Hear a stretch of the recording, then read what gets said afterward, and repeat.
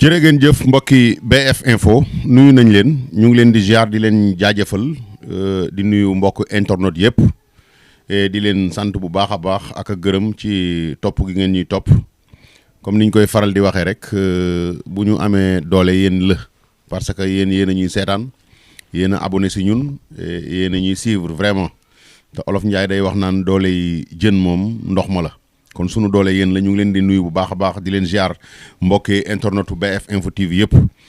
tey nag ñu ñëw ci ñaari point yoo xam ne nii état bi laa koy adressé direct di leen ko fàttali ndax ñoom ñooñu ko digoon te il est temps man pour man sax bala ñoo egsi fii ak état bu bees bi dañuy romb loolu jàll ci leneen mais ba léegi nii ñu ngi loolu ñu wax layaam yi ñu ngi layaam yi te bokk na ci li sénégalais yi xaar. presque mën naa ne 99% ci sénégalais yi loolu la ñuy xaar lan moo tax ba léegi defagun ko bi ci njëkk mooy criminaliser góor jigéen yi homosexuel fan lañ ci toll parce que ñoom ñoo ñu ko digoon ñoom bi ñuy campagne état bi fi nekk nii ñoom ñoo ñu woon Macky Sall dafay def promotion góor jigéen góor jigéen yi doole ji ñu am ci réew mi Macky Sall moo leen ko may moo leen ko jox et wax lu bare ci góor jigéen ba sénégalais yu bëri voté leen ndax loolu. ñu ni ñoom bu ñu ñëwee bokk na ci li ñuy njëkk a def mooy criminaliser góor jigéen nit ñi gëm leen ñu bari votel nañ leen ndax loolu am na ñu leen votel ñoo xam ne faraluñ leen maanaam bokkuñu seen parti mais dañ leen votel parce que ay promesse yu ñu joxoon promesse yooyu bokk na ci criminaliser góor jigéen fan ngeen ci toll boobu ba léegi damaa déggul ngeen wax ci dara beneen bi ci des mooy loi amnistie bii fi amoon nga xam ne 2021 ba 2024 bi ñuy jël pouvoir bi ay manifestation yu bari am na fi ba presque 81 personnes dee ci may xaar loi amnistie bi bu ñëwee ngeen dindi ko teg fële attewaat yëf yi ñu xam kan mooy kan ñi nga xam ne ay mature lañu tëdd ci biir suuf ñu rey leen ñu xam kan moo leen rey ak ku mu mën a doon ku leen rey ku ci laale ñu jël ay sanction teg sa kaw loolu mooy seral xolu waajur ñi nga xam ne ñoom ñoo fi dëddoo. gis naa fan yee passé ñu organiser benn journée boo xam ne nii pour way dawlu yi la ñu ngi ñaanal ñi ci gaañu yëpp yàlla na yàlla yërëm leen mais journée baax na trop mais xam nga lu ko gën mooy nga voté loi bi loi amnistie bi nga dindi sànni fële képp ku nu amnistie woon ku mu mën a doon ñu jël sa amnistie teg la nee indiwaat affaire bi attewaat ko ku nekk kala rey wala ñi ci am responsabilité wala ku ci sa loxo laal. ñu teg la ay sanctions loolu lañ doon xaar ci état bii mais boobu ba léegi layaam ji bari na wiiri bi bari na tey dama gis ñu fi def loo xam ni vraiment inutile amul njariñ ay ndaje yoo xam ne nii ay woote fii ay mbumbaay fii d'accord yooyu yëpp xëy na mën na yokk promotion parti bi bëgg a dem mën na yokk promotion nit ki mais li ëpp njariñ mooy li nga digoon sénégalais yi mooy li ëpp njariñ ci li nga war a def te li nga diggoon sénégalais yi bokk na ci loi amnistie bi su ma ñëwee dama koy dindi teg fële ñu attewaat yëf yi ba mu leer ci boppu nit ñi li nga diggoon sénégalais yi bokk na ci criminaliser homosexuel ngóor jigéen vraiment mbokk yi nañu xoolante ciy bët te waxante dëgg te jël parloo teg fee jël yëpp teg fee en tant que ay sénégalais en tant que ay patriotes en tant que ñu bëgg seen réew ñu waxante ci bët ak bët xoolante góor jigéen yi ni ñu mel nii fii actuellement diggante presque 2024 ba 2025 bii ñu nekk nii ba koy waaj a génn musuma gis góor jigéen yi mel noonu ci état Macky Sall Ablaye Wade Abdou Diouf depuis ñooñu c'est la première fois maa ngi gis ab góor jigéen jóge Europe ñëw Sénégal di sinap di wane ni man maa ngi Sénégal je suis homosexuel maa ngi Sénégal ba dem fële ci Ngor immeuble ba mu nekkoon immeuble daanu ci kawam waxuñu ko dara teguñu ko benn sanction muy ab tubaab ba noonu lañ ko bàyyiwaate mu génn ba ñibbi Europe c'est la première fois ma gis ku naan moom mooy bàjjenu góor jigéen yi moom mooy seen bàjjen moo leen di layal mooy seen avocat nga xam ne ci lobby boobu la bokk c'est la première fois ma gis ku naan ab bàjjenu góor jigéen la kuy défendre góor jigéen ñëw Sénégal ñu accueilli ko yóbbuwuñ ko Grand Théâtre yóbbuwuñ ko sax ci yenn place yi nga xam ne peut-être place fowukaay la mais ñu yóbbu ko Université Cheikh Anta Diop c'est la première fois dans l'histoire du Sénégal kon ñaar yi rek waroon naam doy sëkk ni sénégalais yëpp waroon nañoo jug nag duut baaraam état bi ñu jug criminaliser góor jigéen ñi parce que loolu musul am Sénégal ab góor jigéen jóge Europe di sinap di wane ni man je suis homosexuel maa ngi Sénégal dugg ci réew mi ba dem ci benn immeuble fii ci Ngor ba immeuble bi daanu ci kawam ba mu am ci ay blessures ba génnaat te amul benn sanction bu dal ci kaw sax moom góor jigéen boobu wala ñi nga xam ne ñoom ñoo gérer loolu.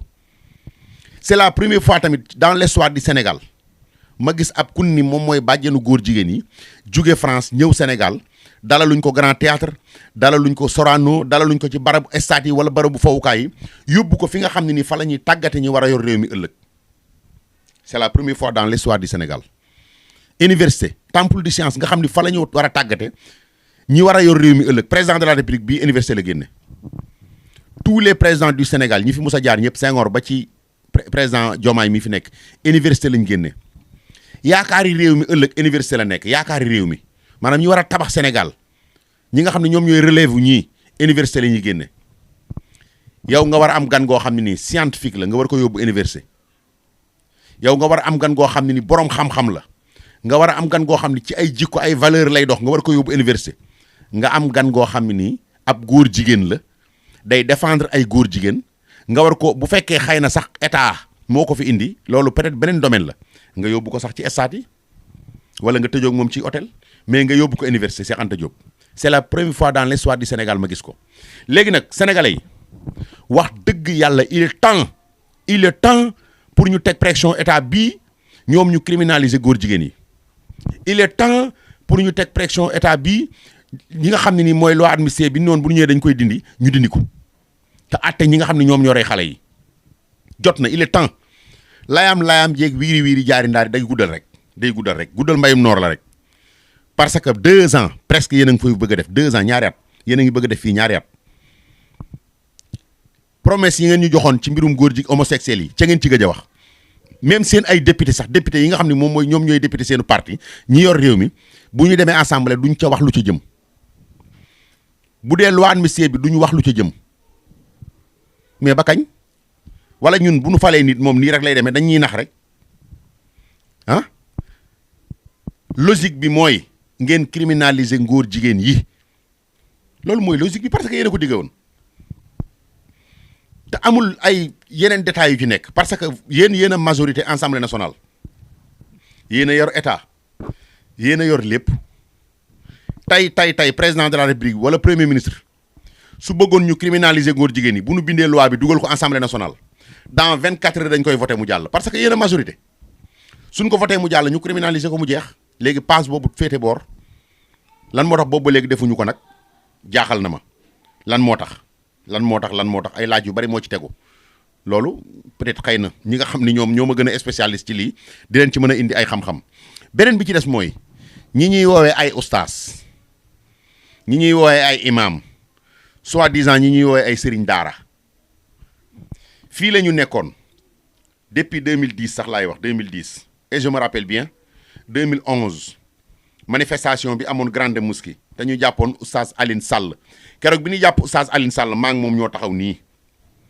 oustaz Aline Sall li dox suma diggante ak moom matul 5 mètres fa la ko police ñëwee jàpp dugal ci oto bi man demoon naa ci manifestation boobu c'était à 2011 te boobu lu ñu doon manifester homosexuel ngóor jigéen na fi jóge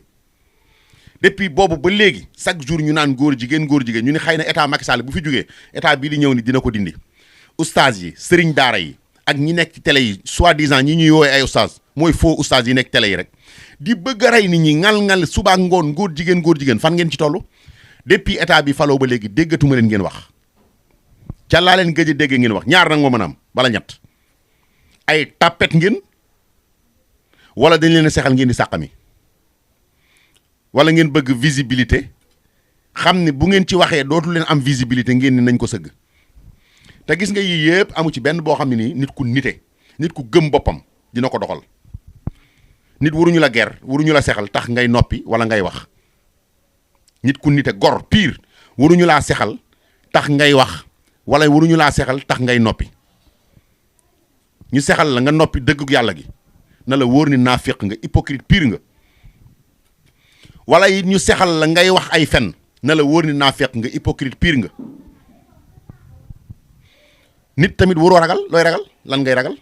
sa ay droit ngay wax li nga jàng ci alxuraan ngay wax yéen a fi nekkoon naan xaalallahu xaala rasulillahi ngal guddeeg bëccëg gëmloo nit ñi dañoo war a criminaliser góor jigéen Macky Sall pititi patata ba nit ñi topp leen ci loolu état bi jël réew mi boobu ba léegi kenn déggatu leen yéen ustaas yi wax ci rajo yi laa wax la majeure partie 90% gëmu leen dara parce que boobu ba léegi ñu ngi toog di leen muñal nag jàpp ni peut-être état bu bees la di ngeen leen may ñu mën a installer seen i branche commencé liggéey bi mais presque 2 ans yéen ngeen ni xiim ñenn ñëpp sax dem nañ rangé wu seen côté gis naa ci ku naan Mbàkke Sylla moom moo ci gënoon a rëy aw làmmiñ Mbàkke Sylla aw làmmiñ moo ko ci gënoon a rëy manifestation bu nu musaan a woote ngóor jigéen criminaliser ngóor jigéen kenn du ko fa jiitu moom sax moo yor microcentral bi mooy doon am mbay peex tey mu nga rangé wu ci wetu El Malick Ndiaye pattaara la def waxul ak yeneen ustaas yi Maodo Faye bu naka la tuddati sax rajo bii Sud FM fii la daan nekk bëgg a rey nit ñi tey mu ngi nii moom mooy géwélu waa Pastef mooy géwélu ki nga xam ne moom mooy Ousmane Sonko ak ñeneen su ma ko limee sax du ma fi jóg waa sàmm jikko yi aussi yàlla ngeen doon waxal wala seen poche ngeen doon waxal wala da ngeen doon défendre benn idée bu ndaw rek war ngeen yàlla nag ne leen wóor ni war ngeen yàlla parce que alxuraan yàlla ji ngeen jël gëmloo ko nit ñi campagne ko nit ñi ba nit ñi gëm leen fekk si leen ci li ngeen di woote ngeen jàdd koñ nit lan moo war a mën a fees bëtam yéen am ngeen loo xam ni moo gën ci kaw suuf muy alxuraan dënn bu mu nekk borom wurta am leneen lu muy teg bët bu dee dëgg la ci moom mais yéen ndekete yoo da ngeen ñu doon nax yéen ustaas yi moo tax sénégalais bu fi gëmatib ustaas ñii di wax ci rajo yeeg télé yi ku fi toog di gëmatib ustaas yaa ngi tardeel sa bopp ñoom ni ñu def ba xam demal nga defi ko xam jàng dong lañ def ci téere yi lañ jàng demal nga jël téere yi jàng comme ñoom ku la ni xaala nga ni ko xiila lii mooy dëgg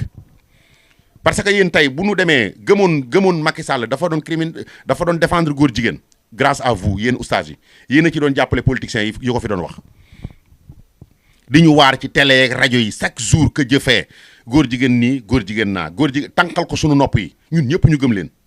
tey fan ngeen ci toll 2 ans ferme ñenn ñi dem nañu rangé wu côté état bi ñenn ñi nee nañu pat waxatuñu lan la ku gëm yàlla dëgg waroo am koy ragal ci kaw suuf waroo am koy tiit fexeel ba bul tooñ rek góor jigéen ñi tey lañ gën a wulee ñaay ci Sénégal tey jii comme ay sipax ci dëkk bi kenn ñi ma wulee na laal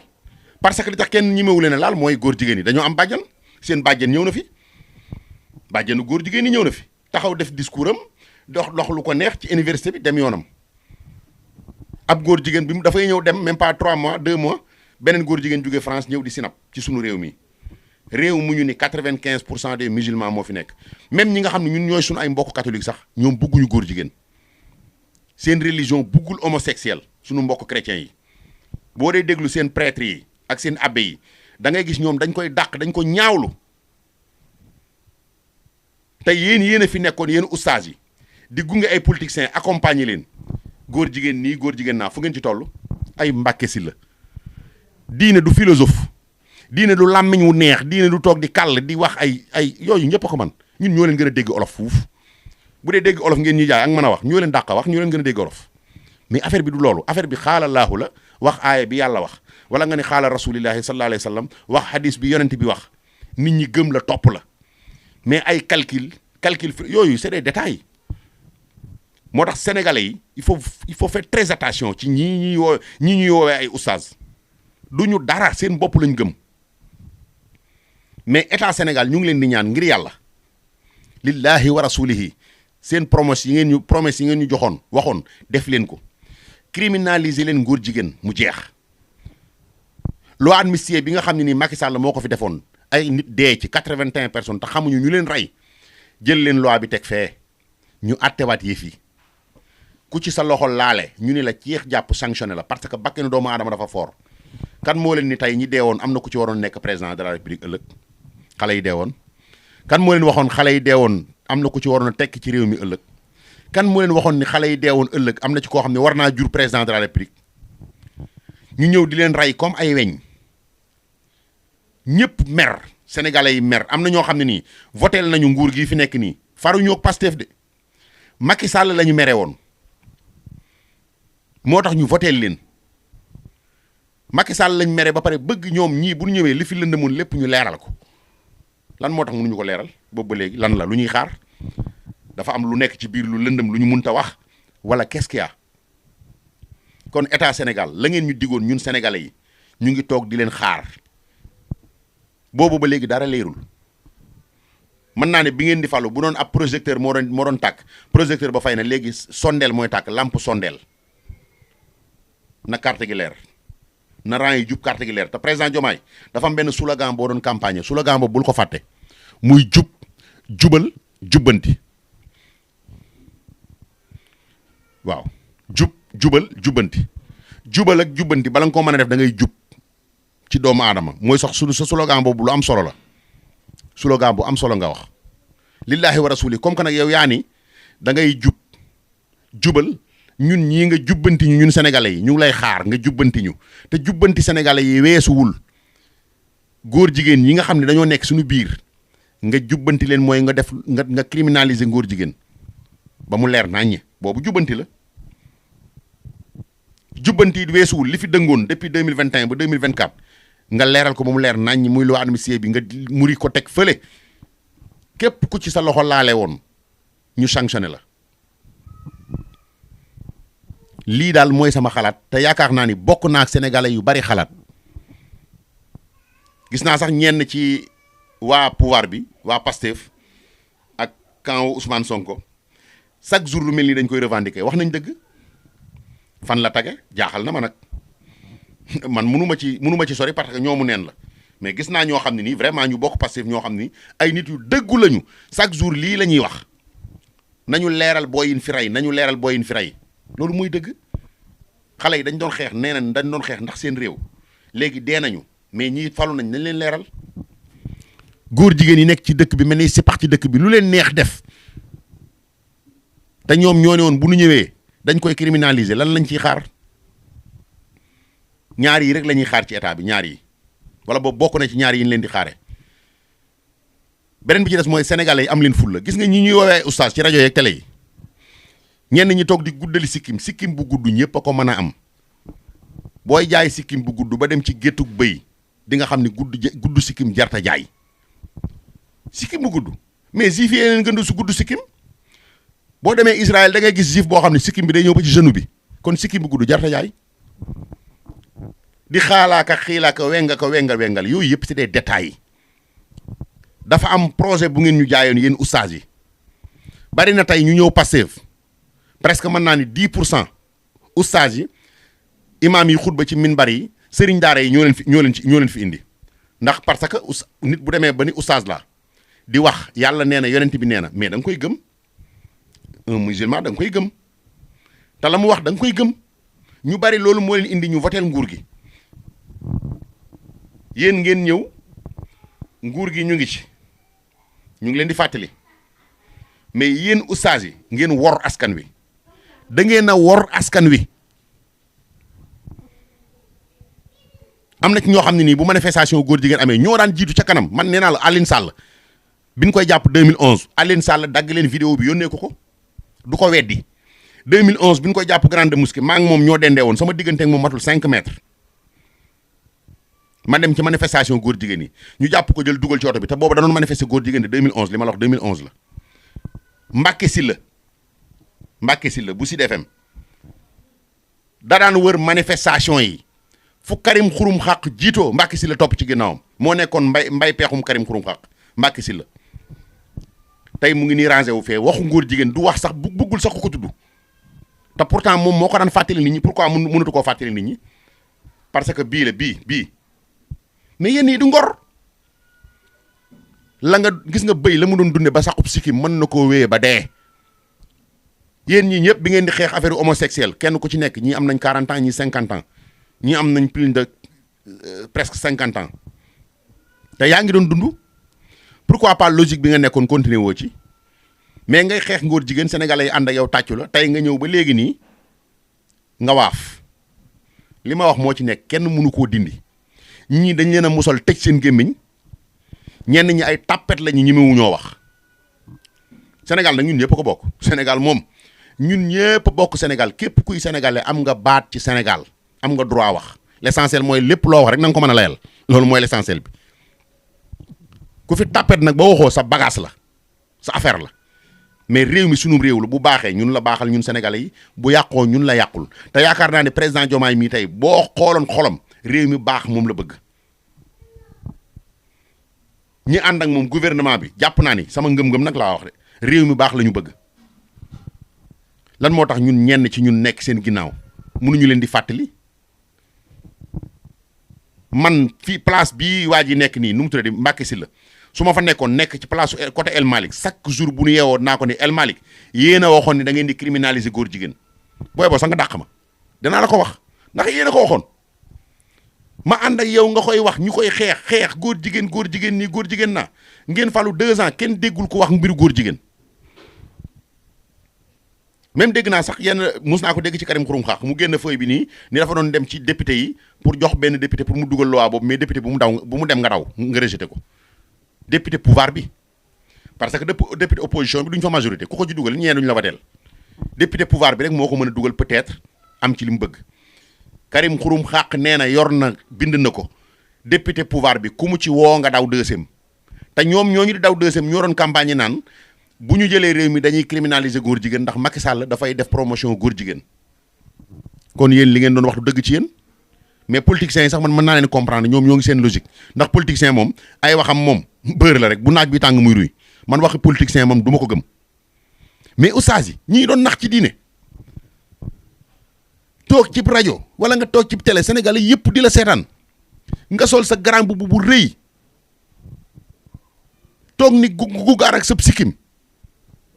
xaalalaahu yàlla nee na pititi patata sénégalais yi gëm la tàccu ni oustaz diw mooy gëree partagé la nag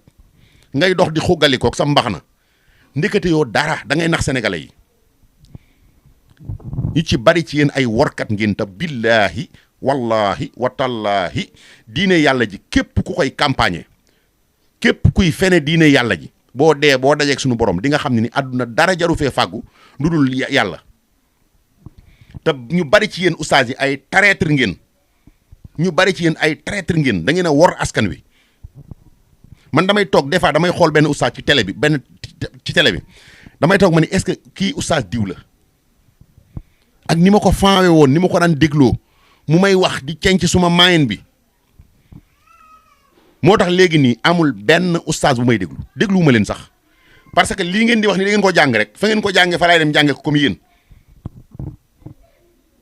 sénégalais yi yeewu leen ñii ngeen di déglu ñuy oustaz dem déglu rappeurs yi ñoom dip sax moo gën déglu ñi soi-disant faux oustaz yi ngeen ñi nekk télé yi ak rajo yi ak les faux imams am na ay faux imam am na ñoo xam ne ci minbar yi la ñuy taxaw da ngay gis ku taxaw ci minbar xutba presque pendant 20 minutes wala 15 minutes lépp ci politique nga koy def défendre ab politicien wala attaquer politicien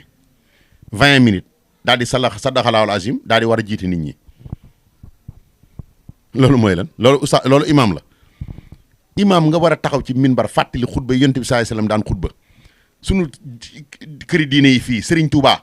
ay xutbaam maam Seydil Hadji Malick ay xutbaam maam Cheikh Omar Foutiou ay xutbaam